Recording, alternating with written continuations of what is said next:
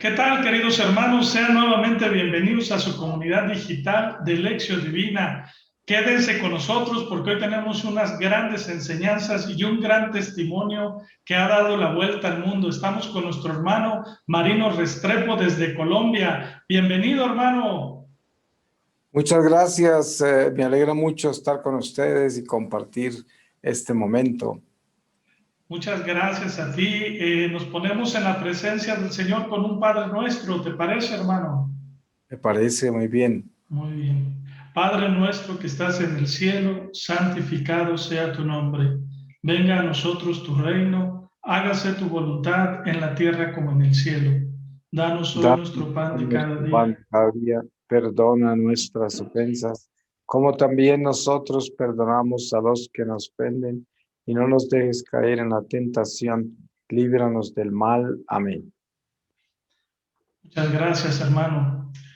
Pues nuevamente bienvenido, hermano, y gracias por aceptar la invitación. Estamos muy contentos, nos sentimos muy honrados. Y bueno, pues vamos a empezar con las preguntas, mi hermano. Queremos que nos cuentes un poquito qué pasó un 25 de diciembre de 1997 en tu vida. Platícanos un poco.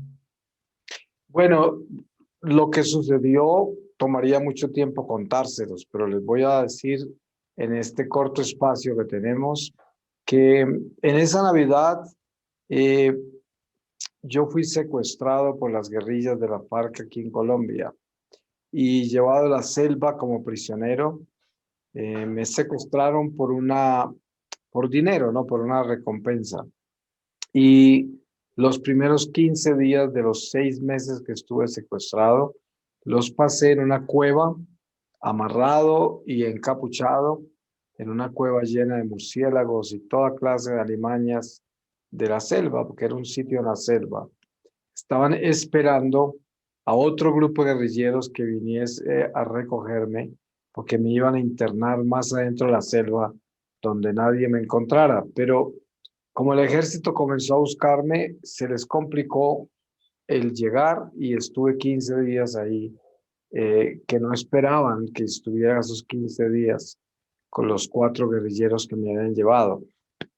Eh, Tampoco habían llevado comida para todo ese tiempo, entonces me alimentaban con lo que encontraban, improvisadamente una vez al día. En el día 15 aparecieron esos guerrilleros que estaban encargados de recogerme y me sentenciaron a muerte. Fue un encuentro muy delicado, muy terrible.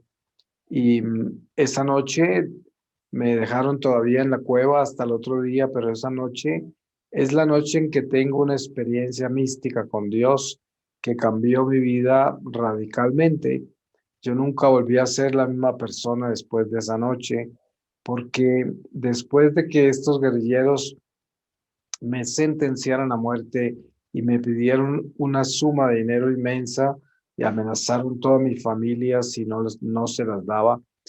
Entonces, yo quedé en esa cueva destruido como ser humano. Ya de por sí llevaba 15 días ahí en una situación espantosa y cada día estaba más desesperado y confundido, pero esa noche fue ya haber tocado fondo, como dicen.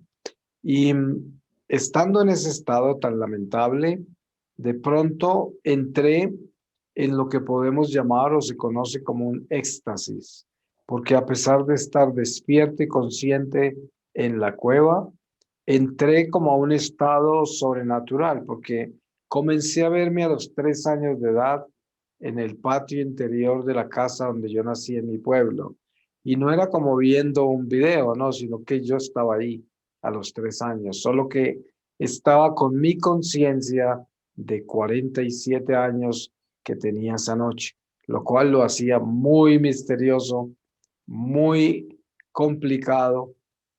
Y la primera impresión que tuve yo fue que me había muerto, que había como salido de este mundo.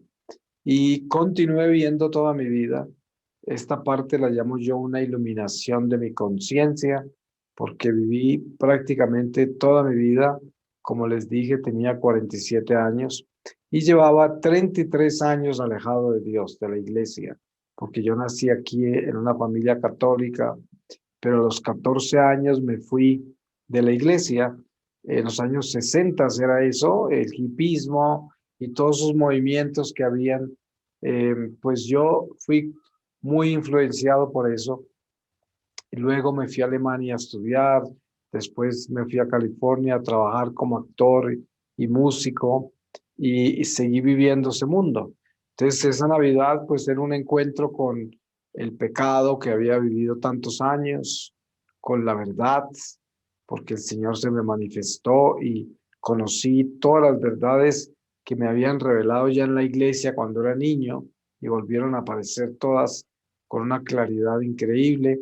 Y el dolor del pecado, el dolor de darme cuenta quién era yo, qué había hecho todos esos años. Y como les dije, parecía que hubiera muerto, ¿no? Claro está que pues continuaba viviendo porque yo estaba viviendo esa experiencia. Y claro, esto duró yo no sé cuánto tiempo, porque esto no sucede en el tiempo, sino como afuera del tiempo. El caso es que después de esa noche, yo viví 5 meses y medio más de secuestro. Y después de esa experiencia, yo había vivido un cambio muy grande, pero aún no sabía cuánto había cambiado, porque estaba en el trauma del secuestro todavía. Eh, y milagrosamente a los 6 meses me dejaron abandonado en una carretera en la selva, lo cual lo considero que fue un milagro de Dios, porque Dios tenía un plan conmigo.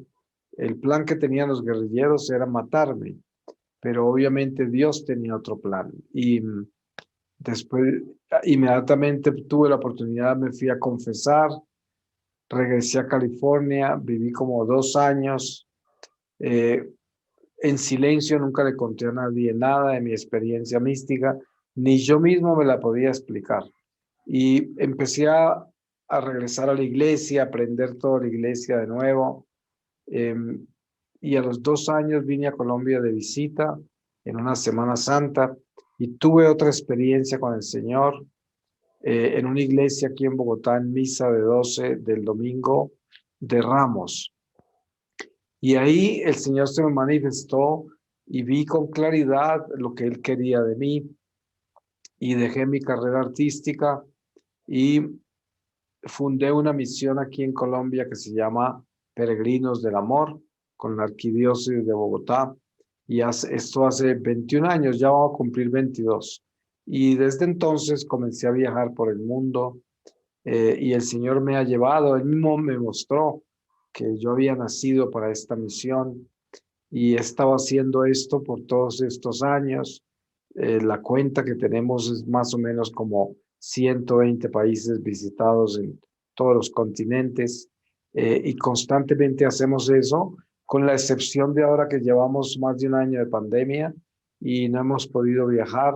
Estamos aquí en la casa madre de la misión en Bogotá y hemos aumentado aún más nuestra actividad virtual de Internet, que de por sí ya la teníamos hacía muchos años, pero ahora se convirtió en nuestra herramienta de misiones, ya que no podemos viajar. Y en este tiempo de pandemia hemos tenido como un poco más de 20 congresos, ¿no? Virtuales en inglés y en español. Y eso es, ¿no? Brevemente lo que me llevó hasta acá. Sí. Durante tu experiencia mística, relatas que cuando oíste la voz de Dios, que era puro amor, tú sentías que te quemaba. Muchos de nosotros pensamos que somos buenos, pero ¿cómo podemos evaluarnos en el amor? Bueno, el ejemplo que les puedo dar yo y que lo doy siempre en los testimonios que doy detallados sobre la experiencia mística, la cual la pueden ver en internet en mi página, los que estén interesados, porque ahí hay versiones de 2 horas, de 3 horas, de 1 hora, con detalles, ¿no? Pero referente a esa experiencia, la voz de Dios y lo que yo sentí, que quería, me sentía como desintegrarme, porque acababa de tener una iluminación de mi conciencia y sabía en qué estado se encontraba mi alma. Estaba muy mal, 33 años en pecado mortal y ya sabía quién era yo. Había regresado al temor de Dios y conocía ya todo lo que me habían revelado de la iglesia, se había revivido en mi corazón. Entonces, yo no quería estar en la presencia de esa voz, quería desaparecerme. Entonces, el ejemplo que yo pongo es este. Cuando uno es niño y hace algo malo, eh, las personas que están alrededor nuestro de autoridad, los padres o las personas mayores, cuando uno hace un daño quiere desaparecerse, no quiere estar cerca, no quiere que lo miren, y cuando esas personas están al frente nuestras, nos queman con su presencia porque estamos muy culpables de lo que hicimos. Es un pequeño ejemplo que doy yo, como para dar una idea de lo que yo sentí cuando escuché la voz del Señor. Y sabiendo quién era yo y en el estado en que estaba. Me quemaba su presencia. Entonces, claro, yo sí estaba muy mal en pecado, ¿no? No todo el mundo pues va a estar así cuando se presente ante el Señor. Por lo menos lo esperamos, porque si algo hago yo es que me gasto mi vida diciéndole a la gente que se prepare, porque esta vida es muy corta y cuando menos pensemos, estamos en presencia del Señor. Sí, ahorita que comentas eso, hermano, de que nos preparemos, ¿verdad? Ahorita todas las corrientes de relativismo y todo eso nos orillan a pensar otras cosas.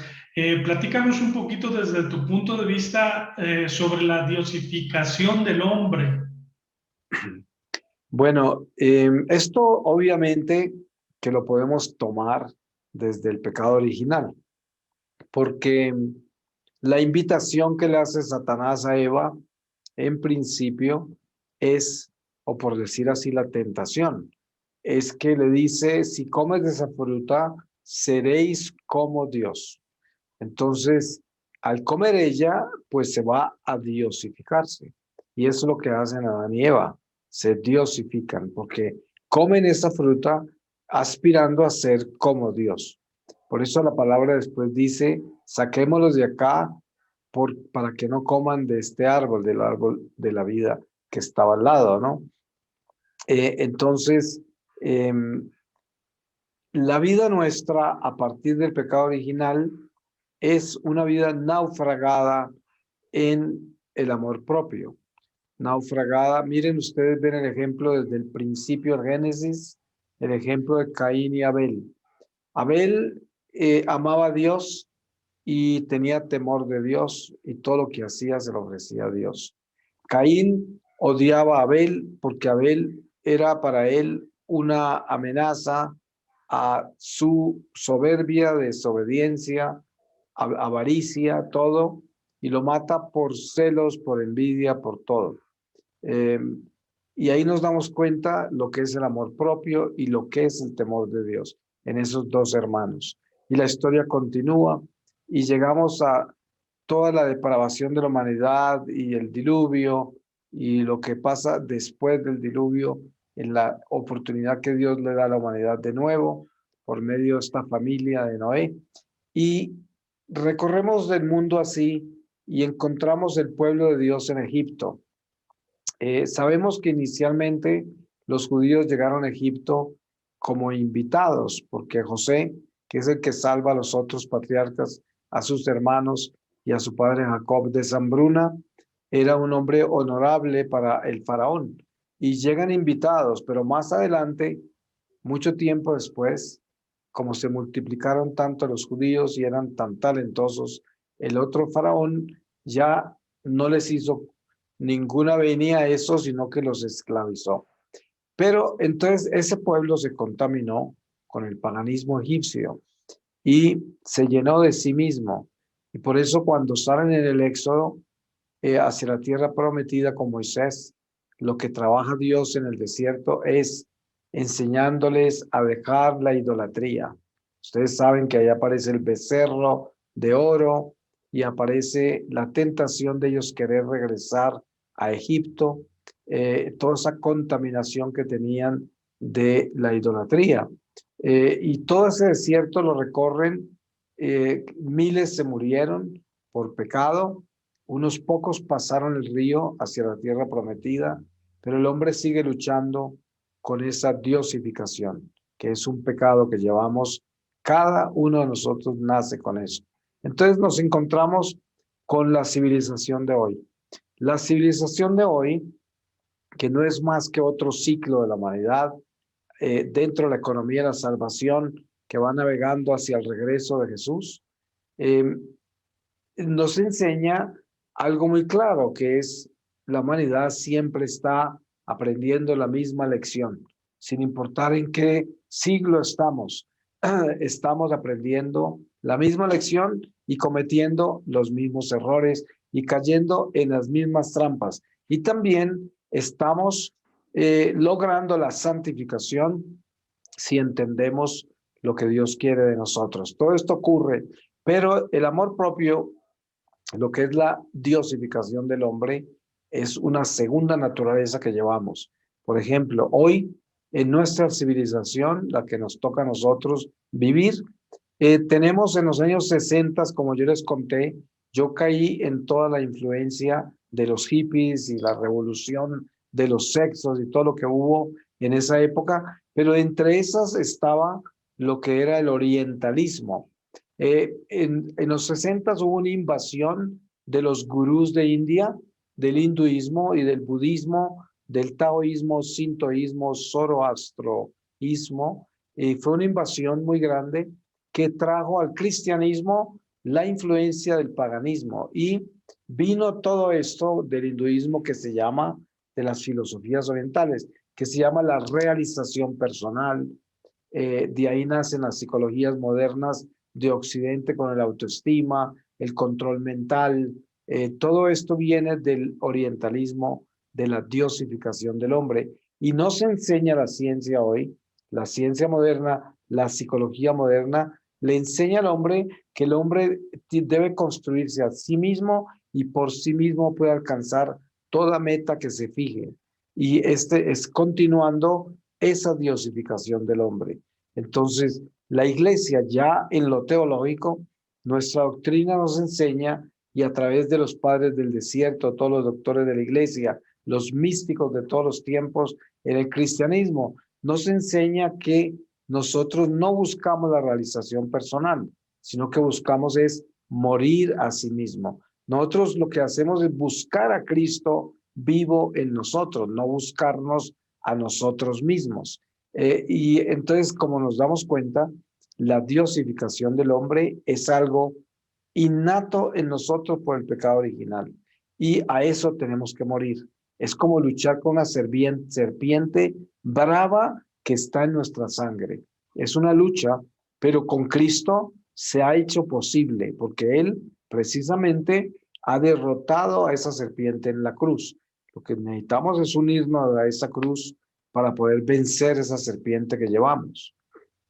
Sí, y en estos tiempos que son tan confusos precisamente por toda esa revoltura de ideologías, de cosas que nos confunden muchas veces, ¿cómo podemos saber discernir qué es lo que agrada a Dios y lo que le desagrada?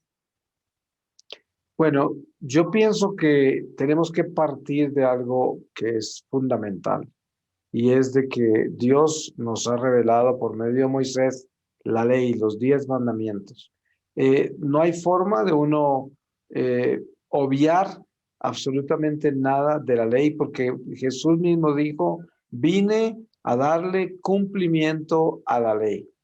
Ni una coma de la ley será cambiada, pero será llevada a su cumplimiento. Entonces, y llevado a su realización. Entonces empezamos por ahí. Hay que tener clara la ley de Dios, los 10 mandamientos, para saber qué es lo que le agrada a Él. Y teniendo esos 10 mandamientos claros, sabemos qué nos pide Dios. Y la iglesia, en su doctrina católica, que es la nuestra, nos enseña con claridad y desmenuzado, muy claro, muy fácil de asimilar y de asumir. Nos enseña el camino para seguir al Mesías y vivir de acuerdo a la voluntad de Dios. Entonces, hay que aprendernos muy bien la doctrina católica y mirar qué es lo que el catecismo nos enseña para ver cómo caminamos con Jesús. Y así sabemos qué es lo que Él quiere.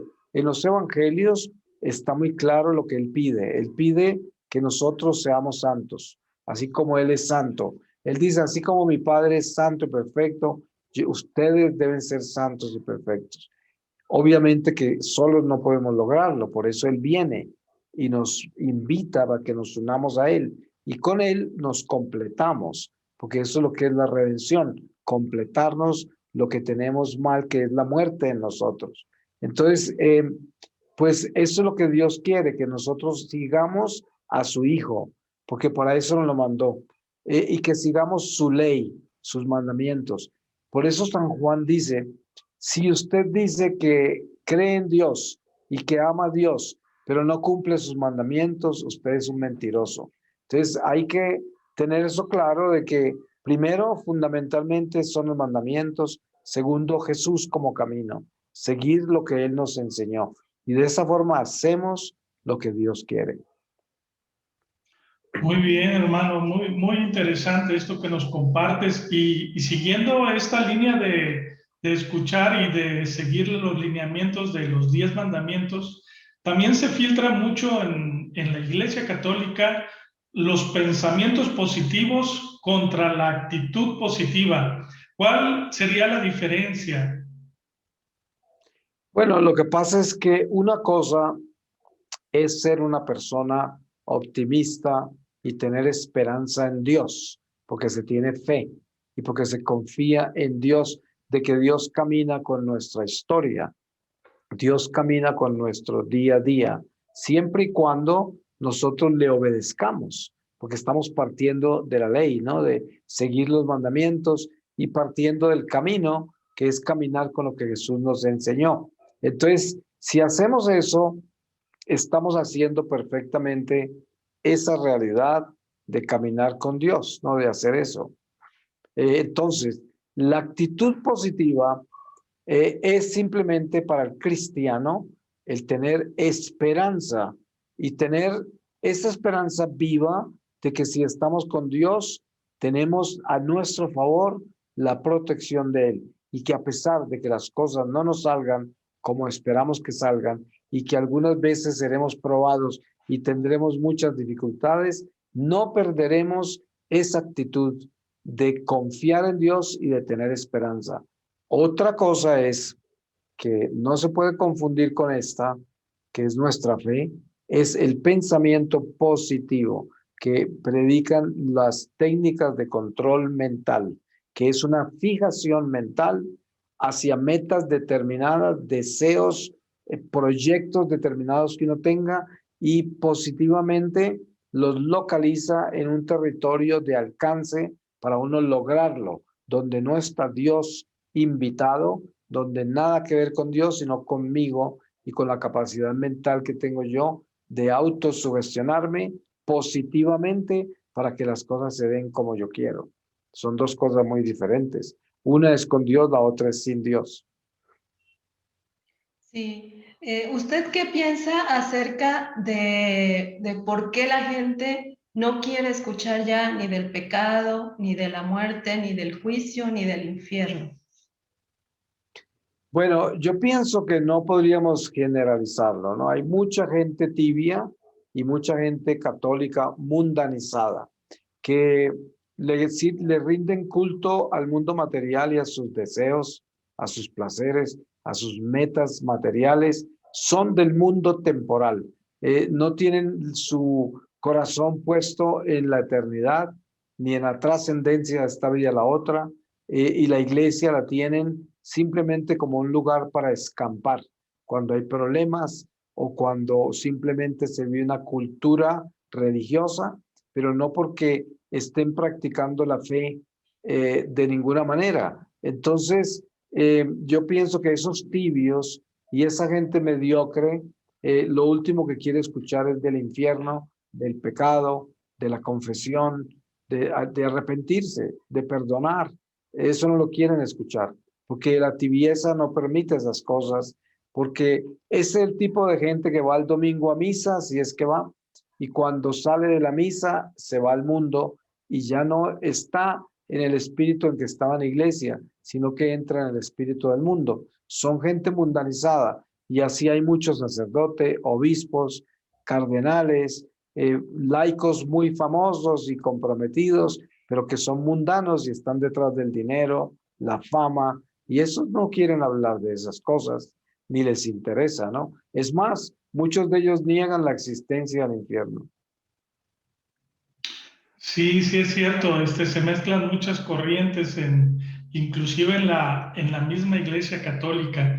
Y, por ejemplo, contrario a esto, hermano, ¿cómo nosotros podemos tener una vida con misión en estos tiempos de pandemia? ¿Cómo nosotros podemos enriquecernos y consagrarnos y alimentarnos de la presencia de Dios?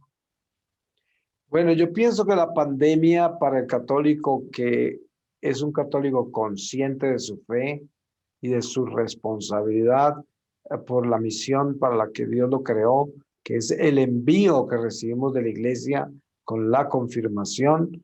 Esta ha sido una oportunidad de oro, por lo menos nosotros podemos testificar sobre eso, de cómo hemos podido compartir nuestra fe con miles de personas, como ustedes lo están haciendo en este momento con este programa. Y es que el trabajo nuestro es el crecimiento espiritual nuestro y el de los demás.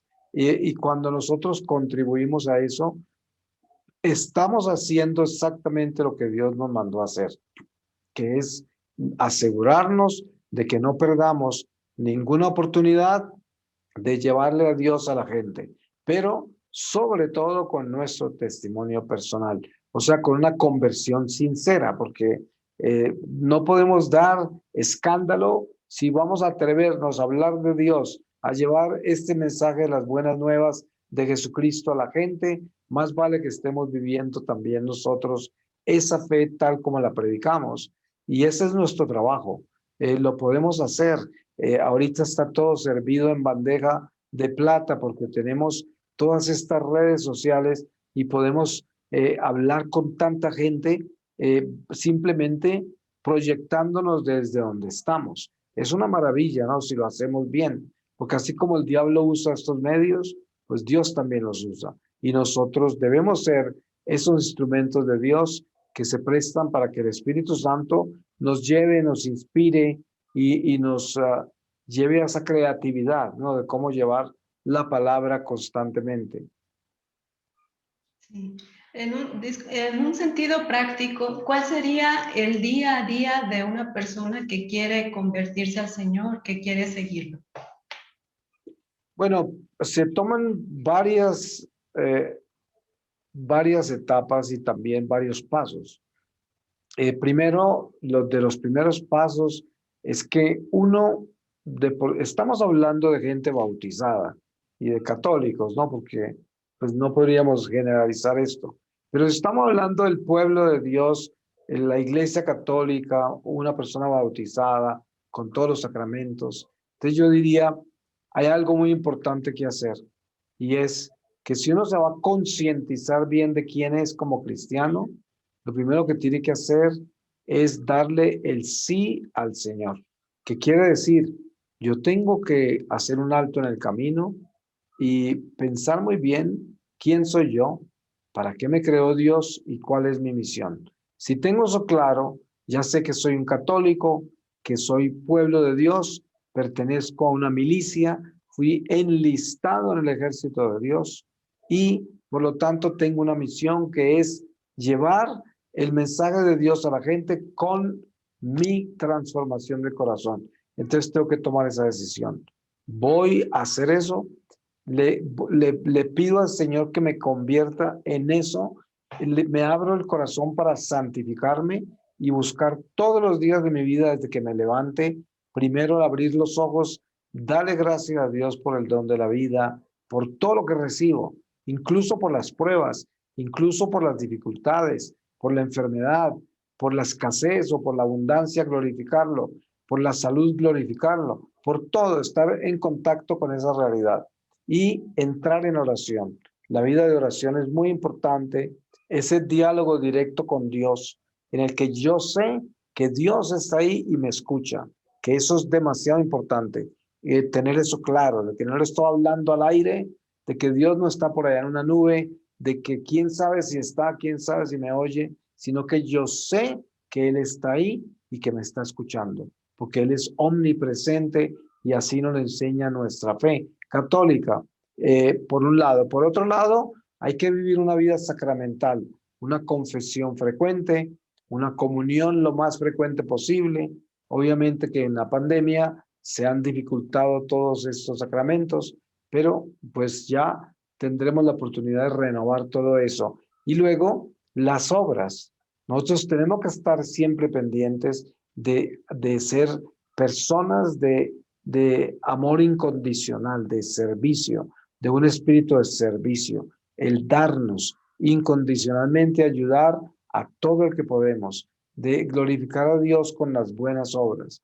Esto sería el día a día de una persona comprometida con Dios que está buscando caminar fiel a Dios y quiere santificarse y quiere, le duele la salvación de los demás, porque le duele el pecado de la humanidad y quiere contribuir a que muchos se salven. Muy bien, hermano.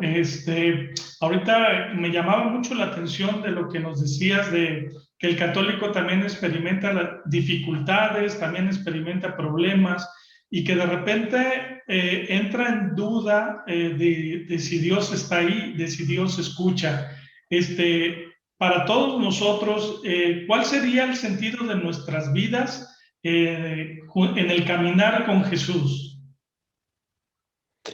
Bueno, el sentido de nuestras vidas en el caminar con Jesús es que tenemos una promesa de Dios de que Él se fue a prepararnos un lugar donde Él está.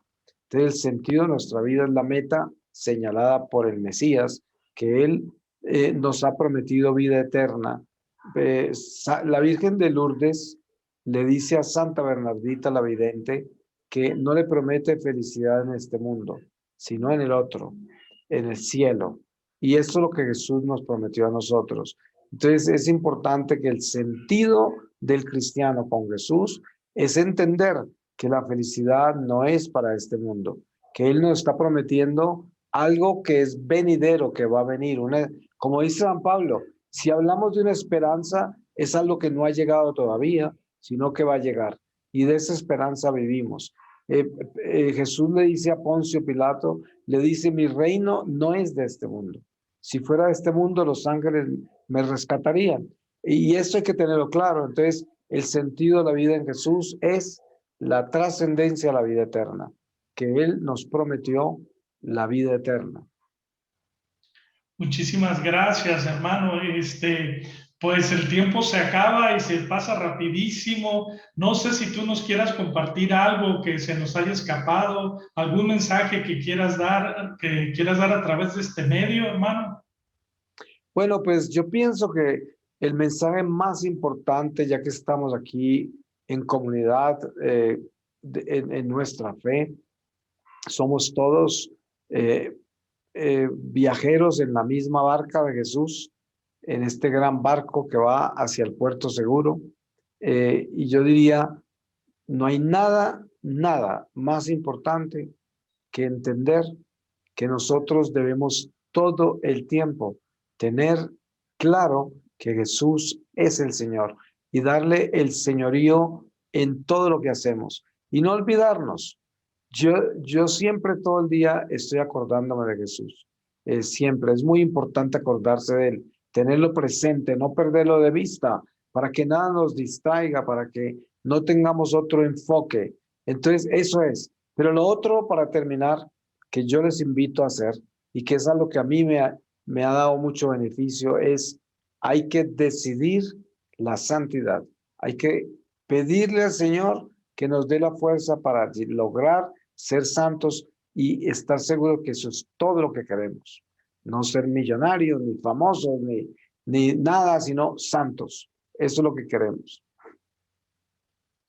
Amén.